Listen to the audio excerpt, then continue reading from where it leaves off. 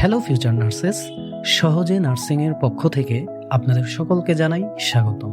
BSc in nursing, diploma in nursing science and midwifery এবং diploma in midwifery এর first year স্টুডেন্টদের কাছে খুবই কমন একটি প্যারাদায়ক টপিকের নাম হলো হিউম্যান বডি সিস্টেম।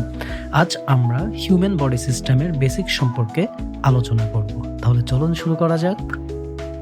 পৃথিবীর অসংখ্য প্রাণী ও উদ্ভিদ নিয়ে গঠিত আমাদের এই জীবজগতে গাঠনিক ভিন্নতা থাকার পরেও প্রত্যেক জীব এবং উদ্ভিদের দেহে আমরা একটি ক্ষুদ্রতম একক দেখতে পাই, যাকে বেসিক ইউনিট অফ লাইফও বলা হয়ে থাকে। ঠিকই ধরেছেন বন্ধুরা, আমরা সেলের কথাই বলছি। যখন অনেকগুলো কোষ একসাথে মিলিত হয়ে একই কাজ করে, তখন ওই কোষগুলো একটি দল তৈরি করে, যে দলকে আমরা টিস্যু বলে থাকি। টিস্যু মূলত 4 ধরনের হয়ে থাকে: epithelial tissue, connective tissue, muscular tissue এবং নার্ভাস টিস্যু। বিভিন্ন ধরনের টিস্যু একত্রিত হয়ে যখন একটি নির্দিষ্ট কাজ সম্পন্ন করে, তখন তাকে বলা হয় অর্গান, যেমন আমাদের কিডনি, লিভার এবং স্কিন। যখন একাধিক অর্গান সম্মিলিতভাবে কোনো বড় কাজ সম্পাদন করে, তখন আমরা তাকে বলি সিস্টেম। যখন একাধিক সিস্টেম সমন্বিত হয়ে একটি সুনির্দিষ্ট স্ট্রাকচার তৈরি করে, তখন আমরা তাকে বলি অর্গানিজম অথবা জীবিত বস্তু। পৃথিবীর প্রত্যেক মাল্টিসেলুলার অর্গানিজমকে যদি আমরা বিশ্লেষণ করি, তবে আমরা দেখতে পাবো একটি অর্গানিজম মূলত কয়েকটি সিস্টেম দ্বারা গঠিত হয়ে থাকে, আর একটি সিস্টেম গঠিত হয় কয়েকটি সুনির্দিষ্ট অর্গানের সাহায্যে। আর একটি অর্গানকে বিশ্লেষণ করলে আমরা অনেক ধরনের টিস্যু দেখতে পাই, আর যখন একটি টিস্যুকে বিশ্লেষণ করা হয়, তখন আমরা সেল গুচ্ছ বা অনেকগুলো সেল দেখতে পাই। আমাদের হিউম্যান বডিতে টোটাল 11টি সিস্টেম রয়েছে। দেহের চামড়া, চুল এবং নখ নিয়ে তৈরি ইন্টিগুমেন্টারি সিস্টেম।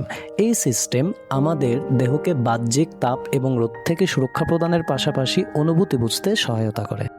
বোন, জয়েন্ট এবং কার্টিলেজ নিয়ে গঠিত আমাদের স্কেলেটাল সিস্টেম আমাদের দেহকে মজবুত কাঠামো প্রদান করে এবং গুরুত্বপূর্ণ অঙ্গগুলিকে রক্ষা করে। আমাদের দেহের সমস্ত মাসল নিয়েই মাসকিউলার সিস্টেম গঠিত। এই সিস্টেম আমাদের চলাফেরা করতে সহায়তা করে এবং শক্তি প্রদান করে। ব্রেইন, স্পাইনাল কর্ড এবং নার্ভস নিয়ে গঠিত নার্ভাস সিস্টেম আমাদের দেহকে দ্রুত সিদ্ধান্ত নিতে সাহায্য করে এবং স্নায়বিক বার্তা আদান প্রদানেও সহায়তা করে। আমাদের হিউম্যান বডির যে সমস্ত গ্রন্থি অথবা গ্ল্যান্ডগুলো হরমোন তৈরি করে, তাদেরকে নিয়ে গঠিত এন্ডোক্রাইন সিস্টেম। এই সিস্টেম আমাদের দেহের বৃদ্ধি, শক্তি এবং মুড নিয়ন্ত্রণ করে। আমাদের হার্ট এবং ব্লাড ভেসেলস নিয়ে কার্ডিওভাস্কুলার সিস্টেম গঠিত। এই সিস্টেম আমাদের বডিতে অক্সিজেন এবং পুষ্টি উপাদান সরবরাহ করে। আমাদের লিম্ফ নোড, লিম্ফ ভেসেল এবং স্প্লিন নিয়ে গঠিত ইমিউন সিস্টেম অথবা লিম্ফেটিক সিস্টেম, যা আমাদের শরীরকে সুরক্ষা প্রদান করে। রেসপিরেটরি সিস্টেম আমাদের শরীরে অক্সিজেন সরবরাহ করে এবং কার্বন ডাই অক্সাইড বের করতে সহায়তা করে। আমাদের digestive system mouth, stomach, intestine এবং লিভারের মতো অর্গানগুলোর সাহায্যে আমাদের হজম প্রক্রিয়া পরিচালনা করে। ইউরিনারি সিস্টেম আমাদের শরীরের বর্জ্য পদার্থ বের করে দিতে সহায়তা করে এবং এর অন্তর্গত অঙ্গগুলো হচ্ছে কিডনি, ব্ল্যাডার এবং ইউরেথ্রা। আমাদের সর্বশেষ সিস্টেমটি হলো রিপ্রোডাক্টিভ সিস্টেম, যা সন্তান উৎপাদনে ভূমিকা রাখে। পুরুষ এবং নারীদের ক্ষেত্রে রিপ্রোডাক্টিভ অর্গানগুলো ভিন্ন ভিন্ন হয়ে থাকে। এই ছিল মূলত আমাদের সিস্টেমের বেসিক আলোচনা। সবাইকে মনোযোগ দিয়ে ক্লাসটি করার জন্য ধন্যবাদ।